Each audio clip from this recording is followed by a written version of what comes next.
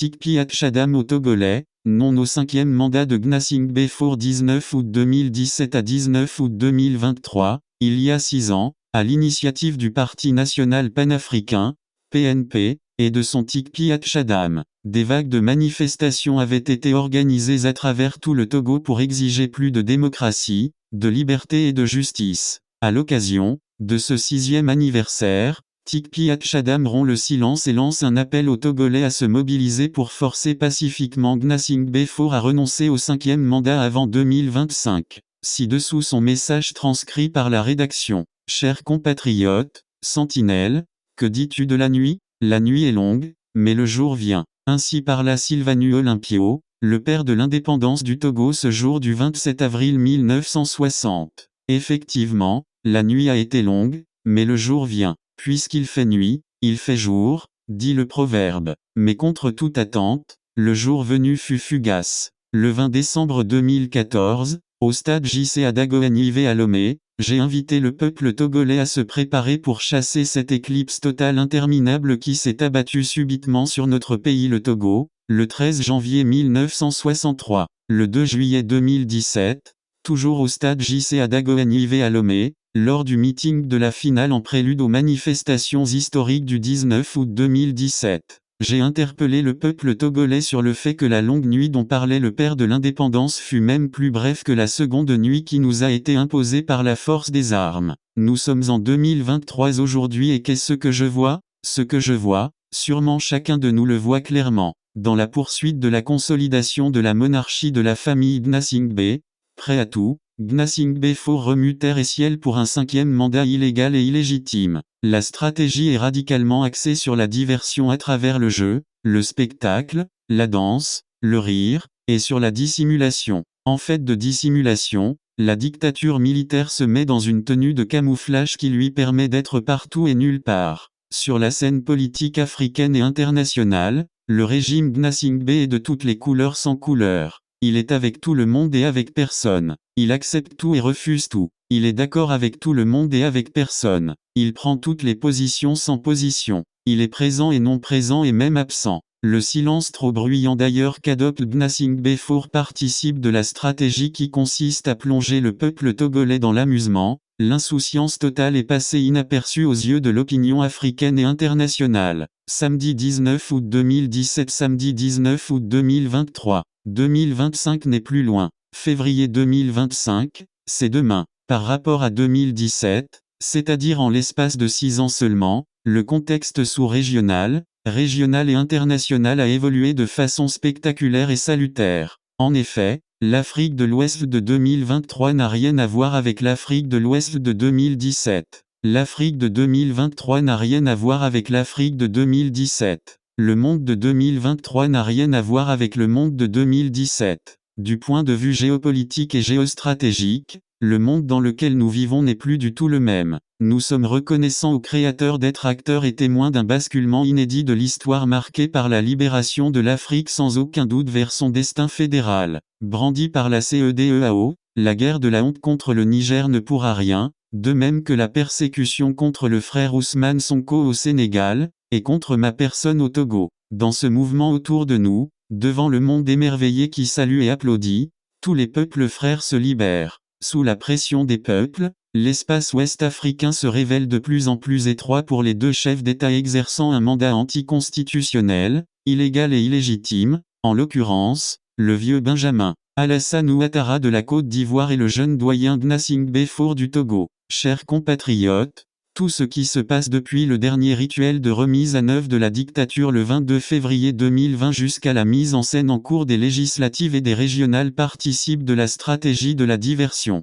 La seule et unique préoccupation de Gnassingbé Faure, c'est le 5e mandat en 2025 pour un pouvoir à vie. Suffisamment lucide, les acteurs engagés en sont parfaitement conscients. À ce sujet, imaginez que reproduisant le confinement qui lui avait été imposé par les armes à travers les sièges militaires et la gestion du Covid-19. Le peuple en bloc dans une indifférence totale et générale montre qu'il est prêt à observer un confinement volontaire et général sur l'ensemble du territoire national le jour de la mise en scène de 6h à 18h. Eh bien croyez-moi, Cela suffira pour que le régime suspende le processus en cours et reporte la mise en scène sine die. Comme nation pacifique, l'abstention est une arme redoutable contre la dictature. Décidément, le peuple est un archer nubien redoutable au carquois bien garni. Le problème, c'est que le dictateur a une conscience de loin plus élevée de la force du peuple qui l'opprime que le peuple opprimé n'en a de lui-même. C'est pourquoi, il n'y a pas de dictateur serein. Le sentiment constamment présent chez le dictateur est la peur. Comme Gnassingbé et Yadema en son temps, Gnassingbé Faure a constamment peur du peuple togolais. C'est indéniable. Cette peur fondée sur la parfaite conscience de l'illégalité, de l'illégitimité du pouvoir de Faure Gnassingbé a inspiré l'article 52 alinéa dernier de la Constitution personnelle qui dispose: les membres de l'Assemblée nationale et du Sénat sortant en fin de mandat ou dissolution restent en fonction jusqu'à la prise de fonction effective de leurs successeurs. Cela veut dire tout simplement qu'au cas où une nouvelle mascarade législative et sénatoriale n'est plus possible, l'Assemblée et le Sénat en fonction restent destinés uniquement à la conservation du pouvoir. La même précaution se retrouve à l'article 59, alinéa 3 concernant le président de la République. Lorsque je me fais à l'idée que tout un peuple, trompé tout le temps, n'est pas un peuple trompé, mais un peuple consentant, je m'interroge sur la pertinence et l'utilité d'une Assemblée nationale, d'un Sénat, d'un conseil régional, d'un conseil communal dans une dictature.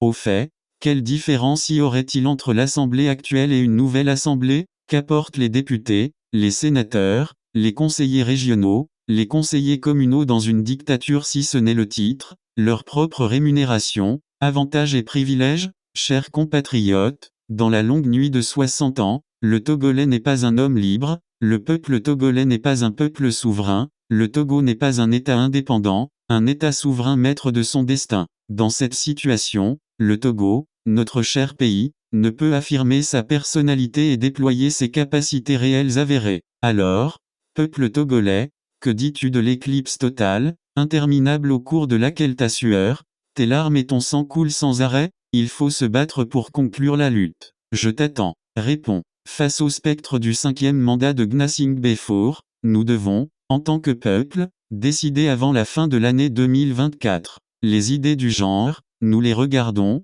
c'est entre eux que cela va se passer, relève de la démission. Cette fois-ci encore, le défi à relever reste la concentration. Un peuple mobilisé, pour être victorieux, doit rester concentré uniquement sur son but ultime. Nous devons nous concentrer sur un seul et unique but, le rejet de la candidature de Gnassingbé Faure en 2025. Nous devons éviter la dispersion. Notre pensée, notre parole, notre action, nos prières, tout doit être orienté vers le même objectif, forcer pacifiquement Gnassingbé Faure à renoncer au 5e mandat avant 2025, à oublier le pouvoir à vie. La monarchie est le testament de son feu père qui n'engage que la famille Gnassingbé, mais pas le peuple togolais. Gardons notre esprit sans cesse en éveil sur la question du 5e mandat, une énième humiliation. Nous devons éviter les pièges du renseignement omniprésent et très actif sur la toile qui cherche à désorienter le débat pour pouvoir l'orienter afin de prendre le contrôle de la situation qui lui échappe.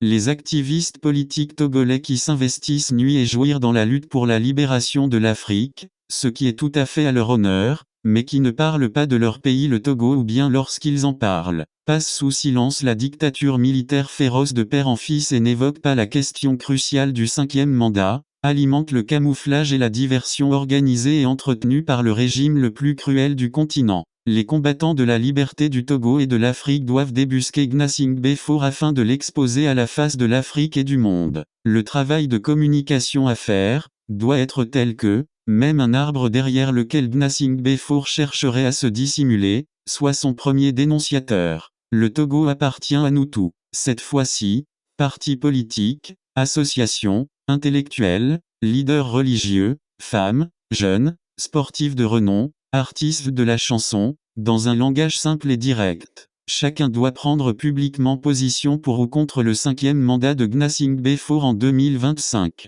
Interpellé par l'histoire et par nos martyrs, le Conseil national des chefs traditionnels du Togo, l'Église catholique du Togo, l'Église protestante du Togo, l'Union musulmane du Togo et les couvents traditionnels doivent, sans embâche et solennellement, exprimer leur position sur le 5e mandat de Faure Gnassingbé en 2025. Pour ma part, en vue de la conclusion de la lutte en cours, Au bout de 5 ans de sédentarité dans la clandestinité due à la traque dont je fais l'objet de la part du régime qui a mis ma tête à prix, j'ai besoin de santé et de liberté. Au moment où je vous parle, je me trouve au Ghana, pays du Dr Kwame Nkrumah, la maison des panafricanistes et d'après Adama Fio, un proche collaborateur de l'Osagiefo, la mère des combattants de la liberté. Plus de 60 ans d'impatience, d'entrer dans l'arène d'un Togo fier de sa force, c'est trop. La libération de notre pays se joue d'ici fin 2024 avec la conviction qu'on ne sort pas d'une dictature militaire féroce de plus de 60 ans pour entrer directement en démocratie.